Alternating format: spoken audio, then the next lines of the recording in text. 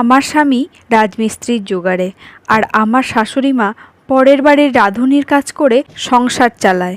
আর আমি সেই পরিবারের সেই ছেলেকেই ভালোবেসে বিয়ে করে এসছিলাম। আমার বিয়ের প্রথম প্রথম সবাই আমাকে রীতিমতো জোর করে এই বিয়েটা ভেঙে দেবার জন্য, কিন্তু আমি অনড় ছিলাম।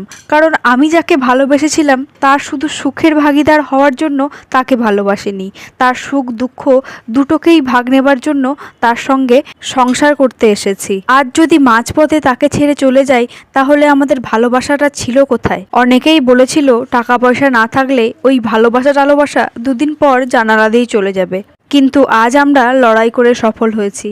আমার একটা সন্তান হয়েছে। আমার স্বামীকে আমি রাজমিস্ত্রির কাজ ছাড়িয়ে অন্য একটা ভালো কাজে নিযুক্ত করেছি, যেখান থেকে একটা ভালো ইনকাম হয়। আজ আমি আমার ভালোবাসার মানুষটার সঙ্গে অনেক সুখে আছি।